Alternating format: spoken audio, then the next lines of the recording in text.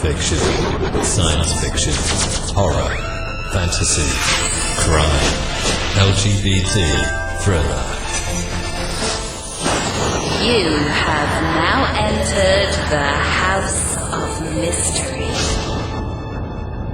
with your hosts, Eric Shapiro, David North Martino, John Copenhaver, and Al Warren. Heard on KCAA 106.5 FM Los Angeles, 102.3 FM Riverside, and 105.0 AM Palm Springs. Joining us is Thomas Horan, like we talked about earlier. Thank you for being on. Thank you so much for having me. It's great to be here. How are you doing? Not doing too bad. Like I said, recovering from some surgery, but I'm doing great. I'm back at work teaching already, so it's great to see my students again, and it's great to talk to folks like you. I'm starting to get some attention, and that's always fun. It's great. I'm a teacher, and it's always great to share my discoveries with whoever wants to know about them. Yeah, it's quite. I found it quite interesting. So let's start out with you and tell us a little bit about you, so that people can find out something about you, like where you come from and what brought you into the whole Zodiac Killer area.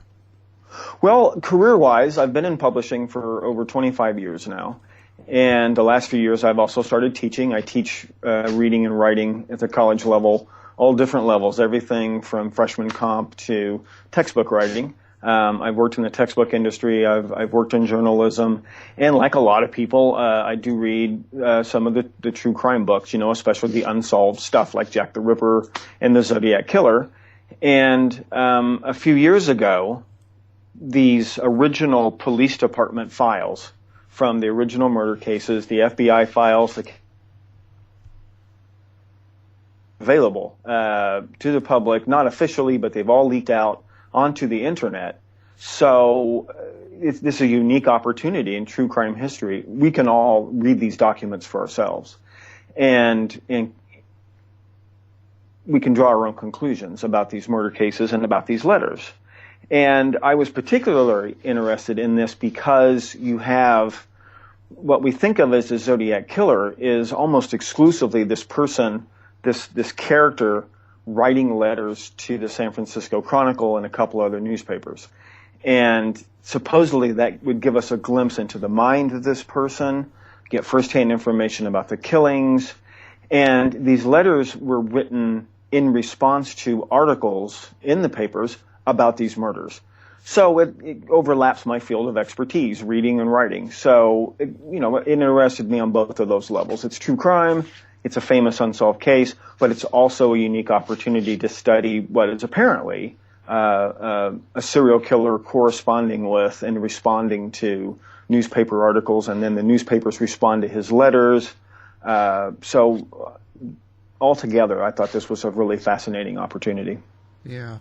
So what was the so for the people listening that are not sure with the details? I mean, I think most people know the Zodiac Killer, at least the name and that, but they might not know what's kind of the basic history and the deaths associated with Zodiac.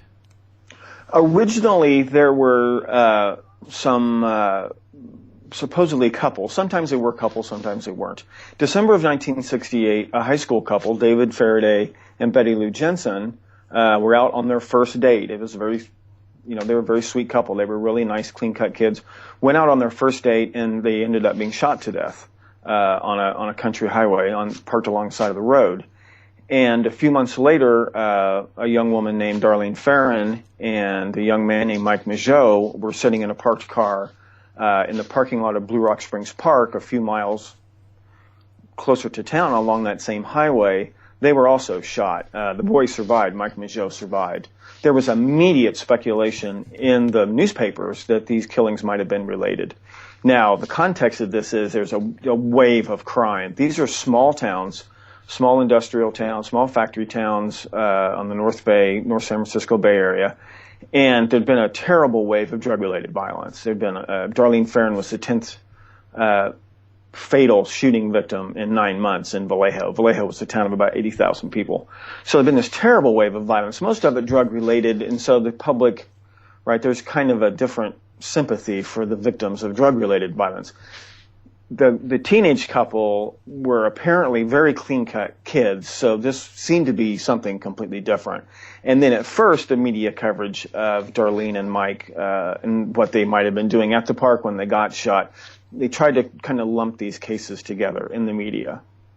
And someone kind of took their cue from that, and about a month later started writing letters to the San Francisco Chronicle, taking credit for these murders and then some subsequent murders that happened. A couple years later, an investigative reporter named Paul Avery thought he had discovered a link between these murders and the unsolved murder of another college girl named Sherry Jo Bates in Riverside, California in the fall of 1966. But there's considerable doubt, especially when we look at these documents ourselves, that there was any real connection between those murders. So you have a public perception of these murders, and there were a few police officers who kind of bought into this, apparently, that there was a connection between these murders. The idea the serial killer was kind of new, that apparently unrelated murders might actually be connected somehow. And then you have someone writing letters to the newspapers, not to the police, to these newspapers, especially the Chronicle, saying, these murders are connected, I did them, making threats, right, threatening to take out a school bus full of kids, threatening to drive around in the night and just shoot up random couples or lonely people, threatening to plant roadside bombs. And so this became a real sensational story because supposedly we're getting communication directly from this criminal genius. Right. You know, what do you think made the Zodiac killing so unique? It wasn't really unique. There had been this very successful and very profitable story of the Boston Strangler, which is a very similar situation. You had what looks like to be 3 separate serial killers strangling women in the Boston area, but they had distinctively different MOs. One of them turns out to have been Albert DeSalvo. He had confessed to committing all the murders, but there are pretty big holes in a lot of his confessions. But the last few victims, the younger, prettier victims, apparently DeSalvo, who was a compulsive rapist, he had sort of copycatting this highly publicized Boston Strangler. And part of the Boston Strangler myth was that the different police departments in the Boston metropolitan area were not cooperating very effectively, things like this. So you had a best-selling book by Gerald Frank, which is actually pretty good work of true crime and investigative journalism. And then that was made into a highly fictionalized movie starring Tony Curtis and Henry Fonda. Terribly fictionalized movie. And what's interesting is when you read Graysmith's book, Zodiac, you can tell he used the movie version of the Boston Strangler really as his model for how he structures his book and how he presents his suspects and things. This movie was still playing, it was a blockbuster hit. It was still playing in theaters the night that David and Betty Lou were shot. So it's not really unique. In the media coverage borrows the tried and true elements of unsolved murder cases and questions about why police are having such a hard time finding this killer. But you throw into it the killer's actually writing letters to the paper, including he gets the audience involved in very clever ways. He demands that the papers publish these cryptograms, these coded messages on the front page of their paper, and it gets the audience involved in breaking these cryptograms. Pretty clever marketing idea in retrospect, and it worked. A couple of readers did solve the high school teacher and his wife did solve the first cipher message. So, yeah, I guess the flavor back then too of the times, of the Boston Strangler, and plus there must have been a lot of pressure to try and solve the idea of a serial killer, right? So. Well, one of the key investigators, and he kind of got the ball rolling on this hysteria, was named Mel Nikolai. He was an agent with the California Department of Justice, and he'd attended a seminar hosted by the FBI in getting the word out that you might have some unsolved murders in your area that don't look connected, but if you look a little, double check, and you might notice they're the same weapon or same victim profile or something. to kind of keep your eyes open. And he was really active in promoting this idea, or at least getting the police departments to look into the possibility that these murders might be connected. And there was kind of a power of suggestion there. And he really seems to have gotten carried away with the idea. And so some of the media coverage and some of the investigators thought that there might be a Zodiac killer. Most of them were not convinced, but he did apparently succeed in convincing some of the investigators they were looking for a serial killer, or at least possibly looking for a serial killer. Sorry, keep going. Well, and this was kind of the first. You had the Boston Strangler, and then right on the heels of that, you get this Zodiac killer, really popularizing the idea in the minds of the public that there'd be, even the Boston Strangler, in the three individual Boston Stranglers, they had very specific tastes in victims. The Zodiac killer was sort of he was branching out, and really anyone could be a victim, and that was something that also kind of sold a lot of newspapers. Was you just you couldn't tell who the next victim was going to be. Yeah, I was just going to say, so who did they have as the prime suspect, or did they have one? At the time, they didn't have any. There were no suspects, serious suspects. The suspects that Graysmith talks about in his books they're jokes as suspects. There was one police officer in Vallejo had investigated this fellow named Arthur Lee Allen on charges of molesting children at a school where he worked, and these are very credible allegations. He was later convicted of doing this kind of stuff. And when the third attack happened, the two kids were stabbed at Lake Berryessa. One of these pop culture psychologists diagnosed a Zodiac killer as being a repressed latent homosexual and probable child molester. And a light kind of went off in Molinax's head, because he knew about Allen's psychological problems, and he also knew that Allen spent a lot of time at Lake Berryessa. He knew that he owned several different cars, and he lived with his mom, and he kind of fit the vague descriptions that they had of the assailant. And so, it's reasonable. You can see from Molinax's point of view why he would think of Allen. And he kind of went around trying to convince people. And then later on, one of Allen's acquaintances, a friend of Allen's brother, not Dick Cheney. The name will come to me in a second. Sorry. I'm not going to touch that one. not Dick Cheney, but there was a friend of Allen who he accused Allen of trying to molest his kids, which was probably true. And so he and Molinax would kind of bombard police departments with tips, right? That look at Allen, look at Allen, look at Allen. Most of the frame around Allen that Graysmith provided is complete baloney. And it's interesting to read some of these documents that weren't published before, and then read them against Graysmith's claims in his books, that just exactly how far back did Graysmith start framing Allen. He claims he didn't even hear about Allen as a suspect till 1980, but there's some indications that there was a third person who was actively trying to frame Allen for being Zodiac way back, in the early 70s. So other than Allen, and only a couple of people took Allen seriously as a Zodiac suspect. They never had a Zodiac suspect. It turns out there were very good suspects in most of these murders. And in fact, the Benicia Police Department has always considered the first murder, the Faraday Jensen murder, they've always considered that murder solved. Riverside Police consider the Bates murder to be solved. And I argue that the Vallejo Police Department pretty much solved the murder of Darlene Ferrin. There was a very, very good suspect and a very surprising suspect in the attack at Lake Berryessa that Cecilia Shepard died and Brian Hartnell lived.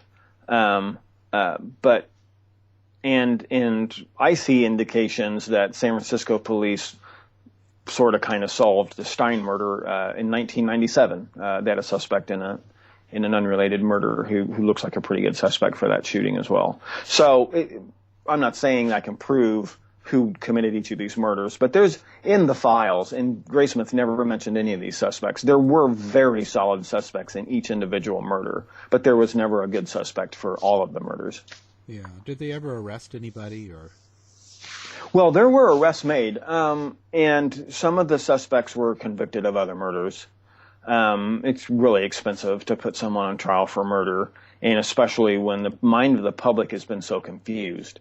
If you arrested somebody for any of these murders, there's so much misinformation. These highly publicized cases, it's almost impossible to get a reliable, jury verdict in these cases. And so, if they could convict these guys of other murders, one of the top suspects in the Farron murder he was even indicted in absentia for another drug-related murder, but he turned informant and worked as an informant for a couple of years. But then the cops he was working with in Vallejo got busted themselves for corruption, and so he eventually ended up going to prison on just other drug-related charges in the late 70s. And there was one suspect. They just never. Riverside is pretty sure they know who murdered Cherry Joe Bates, but they just never had quite enough evidence to really get an ironclad case to get a conviction. So I'm not saying these guys are definitely guilty. What I'm saying is there were good suspects in each of these murders. None of them could be the Zodiac. And funny thing is, Graysmith had access to most of this information and never said a word about them. So yeah, it's a really unusual case. And so one guy survived too, right? That Mike Mijo. Well, a couple. Mike Mijo survived. The poor guy's pretty messed up. I mean, he doesn't even remember how many times he was shot. And then Brian Hartnell, the young man at Lake Berryessa, he survived. He's a little nervous, but he recovered okay and became a lawyer. He doesn't talk to the media very often, but so two supposedly known victims did survive. Pretty seriously wounded, but they did survive. Yeah, so none of them were able to say anything about what happened to them or who did it or any sort of description, eh? Well, there was some speculation that Mike Mijo knew a lot more about who shot him than he admitted to the police. And Darlene's family have also said, her sister and her brother have said, well, we weren't exactly honest with the police about what we were up to that night. And that happens a lot. That doesn't necessarily mean Mike knows for sure. The one suspect was booked in that shooting, but he didn't match the physical description. The gun he had in his possession, and there's still some question about whether the ballistics matched. He had a P38, which is the Walter version of the Luger, and it was sent for comparison. We don't know what the results were, but he had a friend and part-time roommate who did match the description of the killer. And the night he was arrested, he said, well, this is not my gun. It belongs to somebody else. But he knew as soon as he was arrested, and he went to this drug dealer's house, knocked on the door. The guy didn't answer the door, and he turned around to leave, and these two narcotics cops pick him up. And they search him and they find the P38, and he turns to his friend and says, I'm going to be booked for murder. And he was immediately booked for the Farron murder. We don't know exactly why he wasn't eventually charged and tried. It's probably because he did not fit the description. But he had a friend who did match the description, and he said that the gun belonged to a friend of his, but he wouldn't give the name. Now, there's another suspect in the Farron murder, and what's really odd is he would actually make a pretty good suspect for being a Zodiac killer, somebody smart enough to do this, somebody who had honest-to-God code training, honest-to-God demolition training. He was a former Green Beret. He was Darlene Farron's first husband, Jim Phillips Crabtree.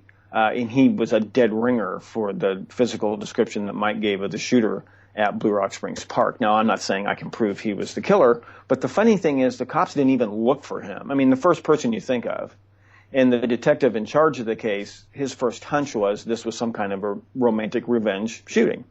But they didn't even bother looking for Jim for 6 months after the murder. They got a tip from a psychic to look into Jim, and then they did, and they couldn't really find a lot of evidence. But the funny thing is they didn't look at him very hard, and it took him 6 months to even go look for him.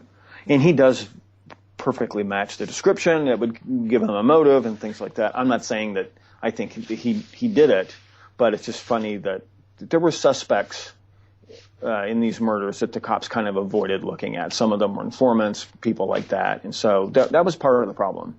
Why do you think that they were avoiding, or just not really? Were they just convinced of something themselves, and so they didn't look at anything that didn't fit? Well, in the Faraday Jensen shooting, the kids' friends said that for the first few days, the investigators were really trying to find out. They thought it was drug related. And it turned out that David and Betty Lou were totally clean-cut kids. They didn't even drink. So they started to get away from that angle. And then all of a sudden, there were two particular characters in Vallejo who were kind of came in their sights as suspects, and the investigation just stopped that day. And this can happen sometimes out of fear, and sometimes it happens because there's a guy from the narcotics squad who says, hey, that's, you know, we got a case of our own going on here, and they just drop it. I mean, that happens all the time. People don't understand that. That happens all the time. And what's interesting about that is the Solano County Narcotics Task Force had officers from each department. They're working together as teams. The Faraday the Farron Majot shooting, there were two undercover cops, members of this task force, Ben Villarreal and Richard Hoffman. In their reports, they put themselves at the scene of the crime at the exact time of the shooting.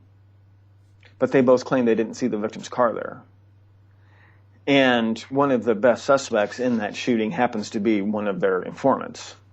So what does that prove? I'm not exactly sure. I think if they'd been directly involved, I think they would have done a better job of covering their butts. I think one possible thing that happened was one of them, either Mike or Darlene, were working with them as informants, and Hoffman blunders his way into the parking lot, and somebody sees him there and puts two and two together and shoots Mike and Darlene because they jumped to the conclusion, right or wrong. Maybe it was a total coincidence, who knows? But they kind of jumped to the conclusion that that's what was going on. But there's good reasons to think that Mike he was dressed to commit burglaries that night. And Darlene's own brother has said, well, she was out buying me a bag of weed and blah, blah, blah, blah, blah. Whether that's true or not, it's impossible to prove at this point. But there's a connection between those first two shootings and a couple of undercover narcotics cops in Solano County. So, yeah. So many ways to go with it, Well, the funny thing is, those letters, if you have access to the files and the facts in these cases, the letters start coming in and they're making claims. I was there and I can tell you this and I can tell you that. If you follow up on the claims in the letters, they point directly at these suspects and the fact that these suspects aren't being arrested, which I thought was very interesting. Yeah. Especially the two shootings that took place in Solano County. I thought that was very interesting. So what can you say about the letters? How did they start? And they were going to, the Chronicle, I believe? Well, in July 4th, the night of July 4th, Mike and Darlene get shot at Blue Rock Springs Park. And there's a suspect arrested the night of July 20th. And while he's being held, and they find a gun, a .38, which would be the same type of weapon that was used in the shooting, and they send it off to the state crime lab for ballistics check. And we don't know what the results were, but the results came back around the 27th or 28th, and about that time, Mike Majot is shown a stack of mug photos, whatever suspects they had in this case, and he doesn't recognize anybody. A couple days later, three newspapers, the San Francisco Chronicle, San Francisco Examiner, and they're owned by the same publisher at this time, and the Vallejo Times-Herald. These are the three biggest papers in the Bay Area. They each receive a letter, and each letter contains 1/3 of the famous 408-character cryptogram. And there's a demand that the newspapers print this cryptogram on their front pages. The funny thing is, the letter writer didn't demand that the newspapers explain why they were publishing these cryptograms. They did that on their own hook. So the letter claims he was responsible for these two unsolved shootings, which the media had already speculated there'd be a possible connection. They were characterized as Lover's Lane shootings in the papers. That's not really true. The spot where David and Betty Lou were shot was not a Lover's Lane by any stretch of the imagination. It was the parking lot of a water company pump house right along the highway between Benicia and Vallejo. There was no privacy in that lot at all. And matter of fact, there were at least one car going by every 5 minutes, and these people all could see the kid sitting in the car. This is not a lover's lane. It was, however, known to be used by drug dealers, and the big-time traffickers would meet those little retail dealers in this parking lot. It was a difficult spot for the cops to patrol on a regular basis, and you could see cars coming from either direction. So they would, you get in a lot more trouble if you got like 5 pounds of weed in your car. So they would break it up into the smaller quantities, and the retail guys would drive on into town. On the edge of Vallejo, there's Blue Rock Springs Park. And you have, at that time, the parking lot was a lot darker and a little bit more remote. Some people did use that parking lot as a lover's lane, but the night that Mike and Darlene get shot, you have cars in and out of the lot, in and out of the lot, in and out of the lot, and none of them, not one of those cars is there on a date. Except maybe one. So, yeah, they're not really lover's lanes, but this was how the media had portrayed it. So the letter takes credit for the 2 shootings and claims, he said, I will state certain facts which only I and the police know. Well, if you follow up on those facts in those police reports, he gets some of the facts right, that's true, and some of them had already been published in the newspapers. But that kind of gives us a clue as to which newspapers he was reading. Some of them are wrong. Some of his facts are just plain wrong, but apparently he thought they were right. And then some of the things he states are actually facts which would not have been known by the killer. He especially refers to suspects in some of these letters that could not have been known to the killer.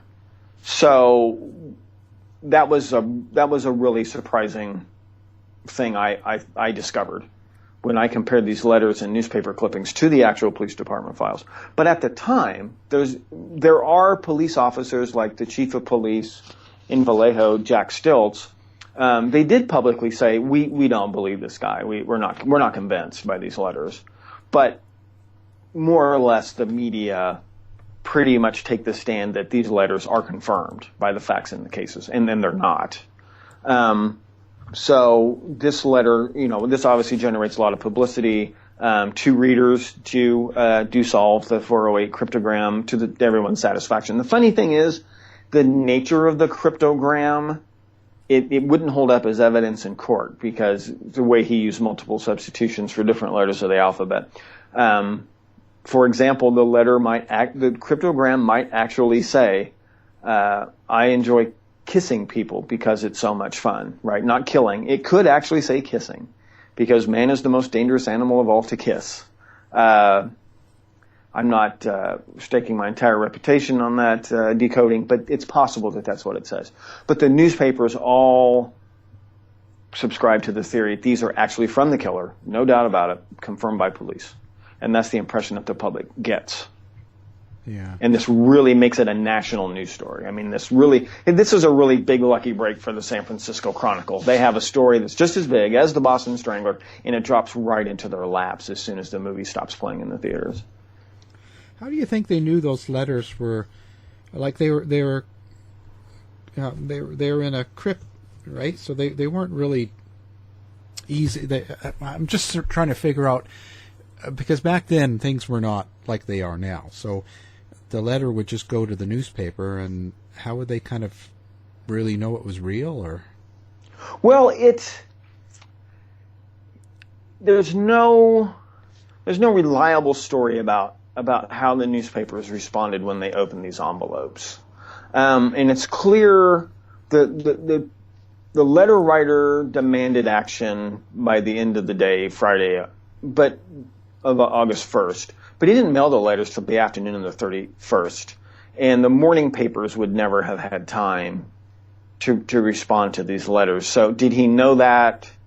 Is that also a clue these letters were a hoax, or was it just a mistake on his part? He seemed to know an awful lot about the newspaper business, and not just as a reporter, but really as a publisher. And he never asked the newspapers to do anything illegal, which is odd. He never asked them to obstruct justice or do anything that would, it's like he knew what the procedures were. And another interesting thing is the Vallejo Times-Herald filed charges against this unknown person for attempted extortion. I mean, he's making threats of moral violence while he's demanding publicity on their front pages. The other newspapers didn't.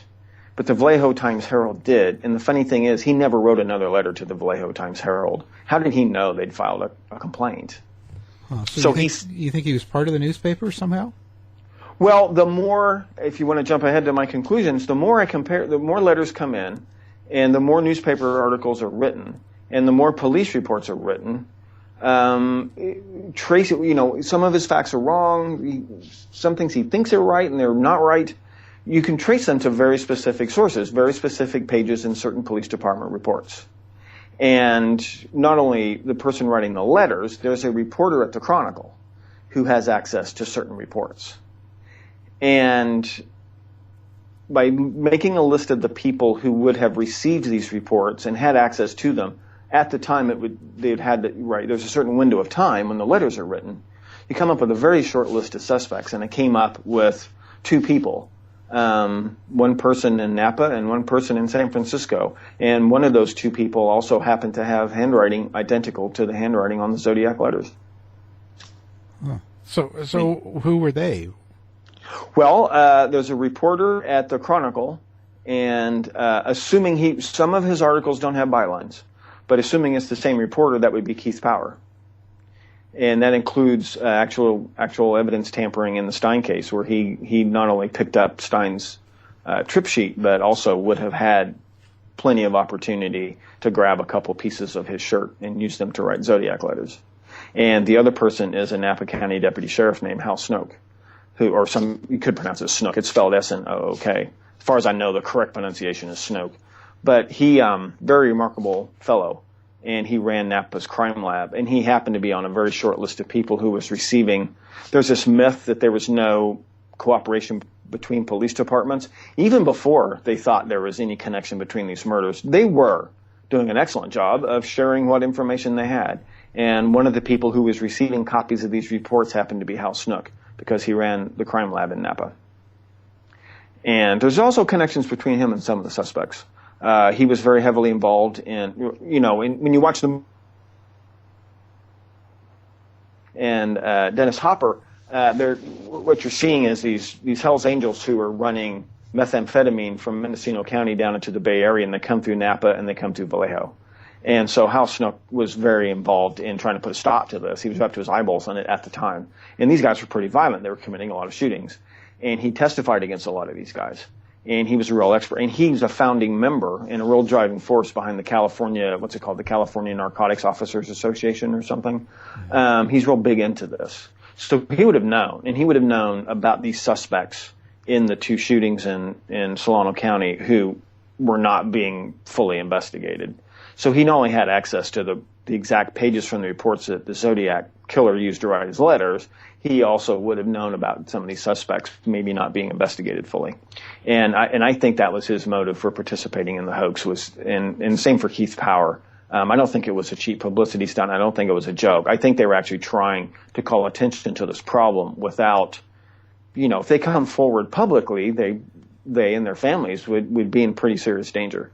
So I think this was their way of trying to call attention to this problem, and I think that's how it started.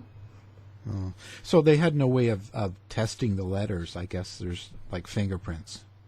They found lots of fingerprints on the letters. Some of them undoubtedly belong to people at the Chronicle, especially when they first start coming in, and you don't know, you get crank letters all the time. So at first, the first couple of letters actually had quite a few fingerprints. There were in fact fingerprints found on Darlene Ferrin's passenger car door handle. There were fingerprints found all over the passenger door of Brian's car at Lake Berryessa. There were a lot of fingerprints from a lot of crime scenes, and a lot of fingerprints from Paul Stein's cab. Now, there was a Napa, the undersheriff, the second in command Napa Sheriff's Department, not real well trained, but he'd been there for a long time. He gave a press conference where he announced that, he said, preliminary analysis appears to match some of these fingerprints from all three crime scenes, and to possibly to one of the letters. A couple of days later, they get the actual reports back from the FBI that says no, there is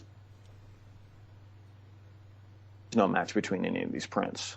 So why did he say that? That's an interesting, because the only person who really could have told him there was a match would have been Hal Snook. Hal Snook would have been the only person in a position to tell Tom Johnson, I think we found a possible match between all these prints.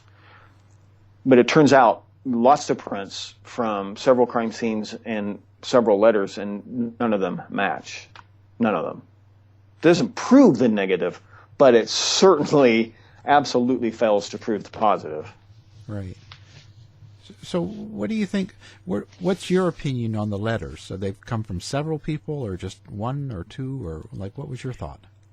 The handwriting is very distinctive in some funny ways. And when you look, and it depends on which copies you look at, a lot of the handwriting experts at the time who were spouting off opinions were not looking at the original letters. They were looking at just plain old Xerox copies. And there's a lot of details about the strokes used, because all the letters were written with a blue felt tip pen. And that interested me because some of my previous experience, forgers, your first clue that a signature is a forgery is they use a felt tip pen. They don't have a lot of confidence in their strokes, but he used felt tip pens. In the process of looking for fingerprints, they sprayed these letters with a solution called ninhydrin, which would chemically cause the fingerprints to show up. But it caused the ink to run, and that's interesting because you can get a lot of information about where he starts a stroke and where he stops a stroke, and if he hesitates, if he lifts the pen. You get a lot of information that way. And looking at the first three letters that we have, these people over the years have made high resolution color scans or photos. You can see this information. It looked to me as though, and it was pretty obvious, that the person writing the Zodiac letters had done a few things to disguise his handprinting. One was to rotate the paper about 90 degrees counterclockwise to create an exaggerated rightward slant in his handwriting. The second thing he did was he actually rotated the paper 180 degrees and drew certain letters upside down. The lowercase b and the lowercase d and the lowercase p and the lowercase g, lowercase y and lowercase h. And you can see this in the strokes. And maybe I'm right about that, and maybe I'm wrong. But the funny thing is, after the Stein shooting, when we start getting letters that seems like the personality changes and the purpose of writing the letters changes, you notice those strokes are reversed. And whoever's writing those letters started out by rotating the paper and drawing certain letters of the alphabet, and then they stopped doing it. Now, maybe it's the same person stopped doing it, but that's a pretty big clue. In addition to the fact that personality changes, he's no longer making any credible claims about any connection to any murders. He's not sticking his nose in any real murder investigations.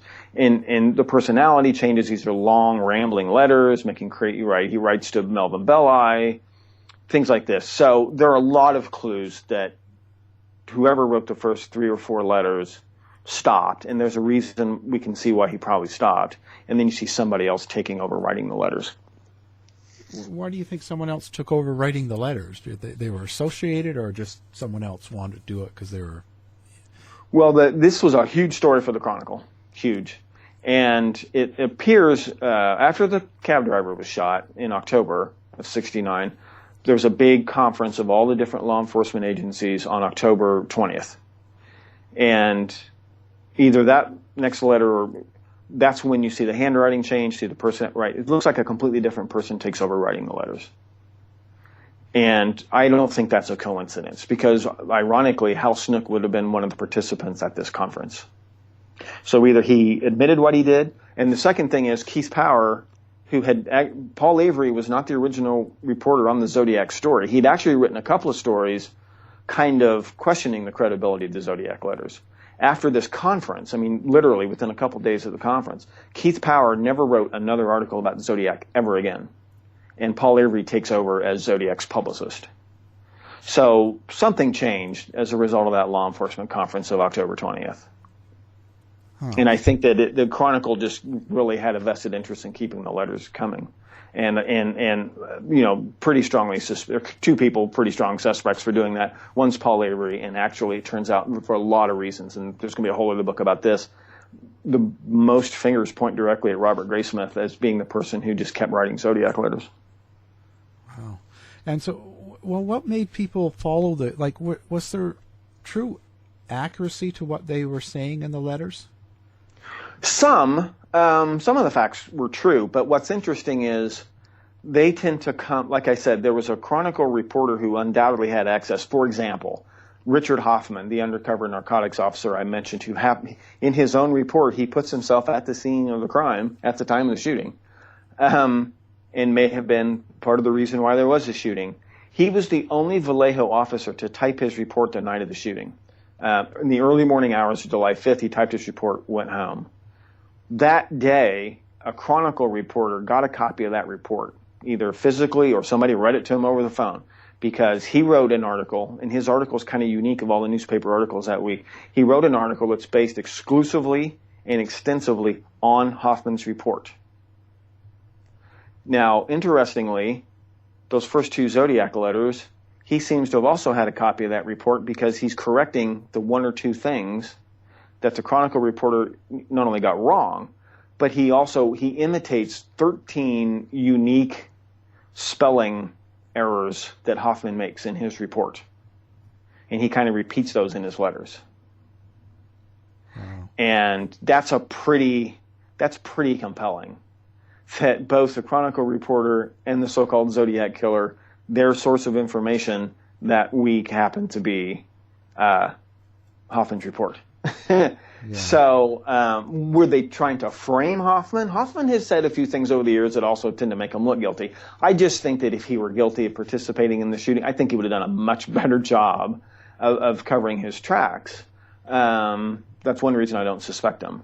But and he was the one who rode with the victims in the ambulance, et cetera, et cetera. A lot of people have suspected him of being involved in the shooting. I'm not so sure about that. There's no doubt whatsoever that a Chronicle reporter, that story had no byline. A Chronicle reporter and the guy writing the Zodiac Killer Hoax, they both had a copy of Hoffman's report. I don't see any doubt about that whatsoever.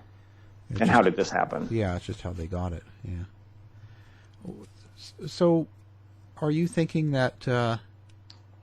So, did they have that whoever wrote the letter must have had access to the police info then? Right, and that would include reporters. It was really common in those days for. One way reporters got information was they would type officers' reports for them. Now, the Vallejo Police Department, they all sat down and typed their reports on July 8th for a couple of reasons. One, they were getting ready to go out on strike. They wanted to get caught up on their paperwork. A newspaper article had already appeared in the Vallejo Times-Herald with this. Supposedly there was a phone call. Supposedly the killer called Vallejo Police Department the night of the shooting, and told them all about it. But that version of the phone call changes. So the night of July 7th, the Times-Herald, the News Chronicle, the afternoon paper, they published a different version of the phone call, the one that we're familiar with, the official version of the phone call. I want to report a double murder. If you will go 1 mile east on Columbus Parkway, you'll find the kids, to the public park, you'll find the kids in a brown car. I also killed those kids last year. Goodbye. That's the official version. Well, that appeared in the newspapers before it shows up in the Vallejo police reports. Nancy Slover didn't sit down and type up a report about that until the morning after the paper came out. So that kind of raises a question right there. And even in her report, she says, the substance of what he said was blah, blah, blah. Well, it's a perfect quote from the version that already appeared in the newspaper. Where did that reporter get the version? We don't know. There's a different version of the phone call the couple of days earlier being reported in the newspapers. And once again, there's also a lot of doubt about that phone call. But basically, one way a person could have gotten access to those reports is by being a reporter, typing up reports. It also appears that there is a reporter in Vallejo named Dave Peterson, and he had great sources. He had a really deep source in the San Francisco FBI office. Dave Peterson was a great investigative reporter. He apparently had access to some of his stories seem like they're quoted verbatim from certain Vallejo police reports as well. But it's mainly the Chronicle reporter that keeps showing up over and over again as having unusual access to these investigations. But there was things often wrong in the letters too, right? Right. But the funny thing is, you can trace those errors to certain pages of the reports that the information is erroneous in the reports, and that's interesting.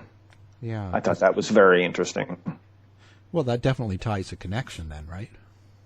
It sure adds a lot of and then, so when it became obvious to me that the letters were probably a hoax, I made a list of the people who could have done it, and one of them turns out to have handwriting identical to Zodiac's. And for example, what's funny is if you take the Zodiac letters and you rotate those letters of the alphabet 180 degrees, those match up. That fills in all the blanks. That matches up exactly with this guy's handwriting. Wow. So I thought that was, and there are other idiosyncrasies about his handwriting, they just look identical. And I've had it, it costs about $2,500 to have a court-certified QDE look at something. But I've had a few contact me and say, oh, I can see where you've gone off the tracks, very condescending emails and saying, send me your stuff and I'll look it over and show you where you went wrong. And I send them the stuff and I never hear from them ever again. So have I gotten official confirmation? No, but I've gotten, some pretty good hints that I'm, and you can see this with the naked eye. I mean, in handwriting analysis, there's nothing scientific about it anyway. But you can look at this stuff, and I think, you can go to my websites and see it. I don't think there's much doubt at all. And this guy not only had access to these reports at the time the letters were written, but I think he had a pretty good motive for trying to do this. So what do you think? He also knew this guy was a veteran from World War II. There's this in the cryptogram. The motive supposedly is the blank I have killed will become my slaves in the afterlife. Well, that supposedly goes back to these Tad cults on certain South Pacific islands like Mindanao and New Guinea and places like this. This guy was a World War II veteran of the jungle fighting in New Guinea and Mindanao. So he would have known about those cults. And the knife that was used at Lake Berryessa, the way it's described, sounds like a homemade bolo knife, or it might have even been a war souvenir bolo knife from Mindanao. So there are a lot of connections between this guy and I'm still waiting on, I like to confirm things before I publicize them, but what's really weird is in Graysmith's book, Zodiac, 1986, every cop who sneezed on a piece of paper related to the Zodiac case gets his name in Graysmith's book. Even the guy at the San Francisco coroner's office where they had the evidence room, the guy who signed in the evidence from the Stein case, George Schultz, his name is in Graysmith's book. And that's all he did was just sign for the evidence that was turned into the evidence locker. His name is in Graysmith's book. There are two names that are glaringly absent from Graysmith's book, Hal Snook and Keith Power. And in fact, Graysmith actually lies about who's writing what newspaper articles. He also he plagiarizes quite a bit. He will claim to have interviewed a witness, and it's actually that section of the book is actually plagiarized from a newspaper article. But he just flat out lies about who's writing what stories at the time that Keith Power was the one who was coming up with this stuff. So that's another pretty big clue. Why would Graysmith leave their names out of his book, especially when it turns out that he had known Hal Snook for like a really long. They go way back, apparently. I'm still trying to confirm this ironclad once and for all, but apparently they went way back. So, yeah. Well, what was Robert Graysmith? What was his connection to all this then? Well, he's an interesting character. And he was not totally honest. First of all, he changed his name. He changed his name in '76. The first time he tried to publish a book about Zodiac, he changed his name. His actual name is Robert Smith Jr. His dad was a colonel in the Air Force, and he spent quite a few years in Japan. And when he was 12 years old, he got his first job at a newspaper as an illustrator and working in the darkroom, stuff like that. The Tachikawa Marauder, which was part of the Stars and Stripes newspaper network, and that's pretty impressive.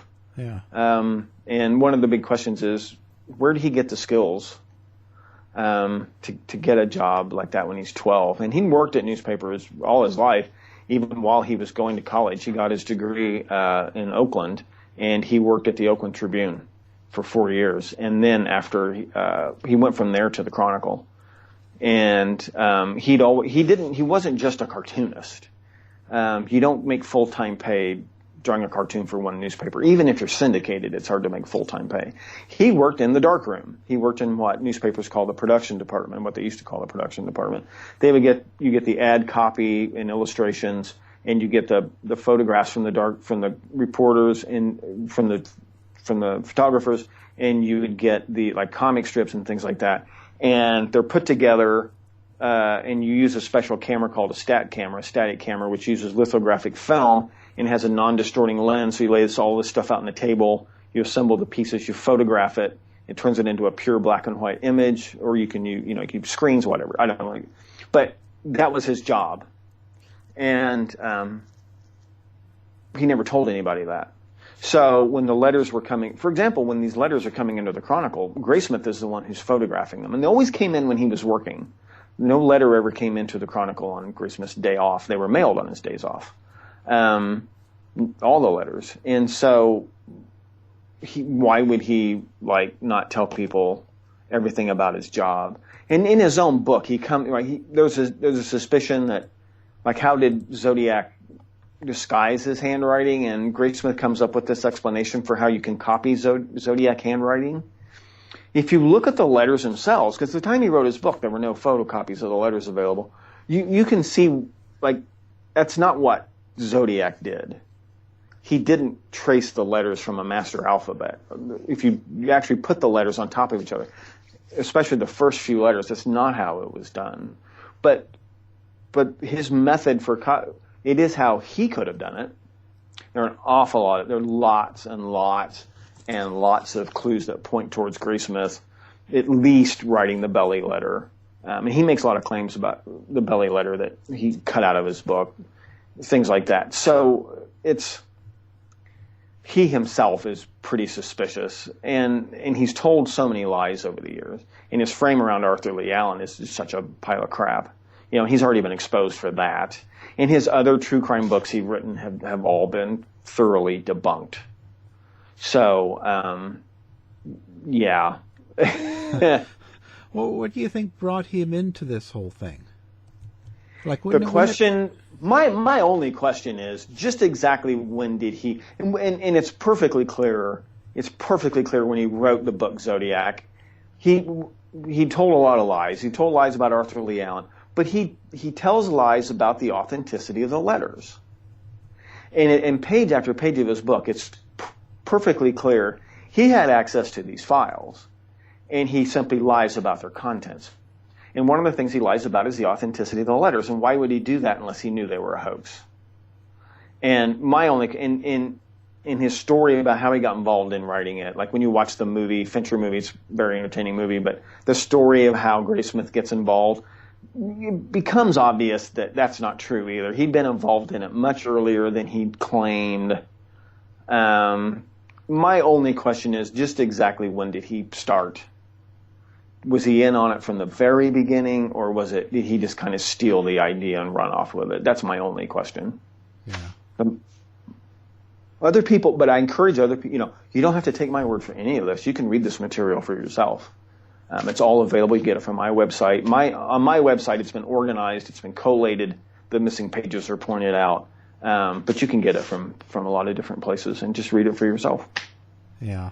We're going to actually connect that. We'll put that on ours, and we're going to put that also on the Facebook for everybody to look at. That's a really interesting part. So, and then the final the version of the one book that you can buy now, it's only 99 cents.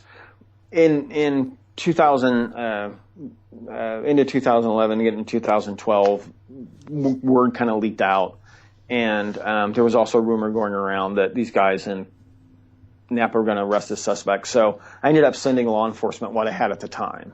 And at that time, there was not House Snook. There was another deputy sheriff, Ray Land. There was some confusion about whose handwriting this was. And it looked like Ray Land's handwriting. And one of the secrets one of the missing pages indicates that he's the one who found Brian Hartnell's car at Lake Berryessa and discovered the graffito on the car. So if anyone besides the killer had done that, then it would be, probably be Ray Land. Well, so at that time, I just sent them a copy of what I had to date, and then ended up publishing that for 99 cents on the Kindle. That's the version that's still up there. I haven't finished the actual final detailed version of that book. But if you buy the book now, you'll get an email and a coupon from Amazon when the final edition comes out. You'll get a discount for that. But it's still a good place to start if you want to read these documents for yourself. And, and again, as new facts come to light, and it came to my attention, somebody came up with a different copy of that handwriting that had the actual signature on its house snook, which explains a lot. It turns out Ray Land and his brother Dennis Land were actually murder suspects in the murder of Cecilia Shepard. And Dennis Land makes a pretty good suspect in some other stabbing murders in that area at that time. I'm not saying I can prove 100% he was guilty, but that was kind of surprising. And he and Hal Snook also go back quite a ways, which is interesting. I mean, there is the theory, why write these letters? One theory is to give someone an alibi for at least one of the murders. I admit that that's possible. I don't think the evidence really adds up to that, but that's possible. Yeah. And there was was there any other evidence that tied the murders together other than the letters? There is no evidence of any kind that ties the murders together. Not weapon, not MO. The MOs are actually quite a bit different.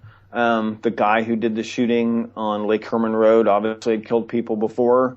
The shooting at Blue Rock Springs Park was a lot sloppier. Different weapon used every time. There was a conclusion, the media had reported that the same weapon was used to shoot Stein that had been used at Blue Rock Springs Park. Turned out it was a completely different type of 9mm pistol. So in reality, there was no evidence linking these murders of any kind. The witness descriptions actually are much different. Graysmith kind of fudges them and sometimes flat out lies about them to make it sound like they're describing the same guy. They're not. The famous Fook memo describes a suspect who couldn't possibly have been the person who shot Stein. He was 50, 60 pounds heavier, a couple inches taller, and 20 years older. And his hair, he had blonde hair instead of brown hair. So it couldn't possibly be the same guy. But Graysmith makes it sound like the descriptions match, and they don't. It's just things that you find out from reading these reports that there's no evidence of a connection between the murders. There's a lot of evidence collected Graysmith doesn't tell us about, and they all point, they've completely failed to make a match of any kind. Okay, that's wrapping it up for part 1. Thanks for listening, and we'll be back next week for part 2 of the show. Was it as good for you as it was for me? Well, good night. This has been a production of the Z-Talk Radio Network. I'll be back.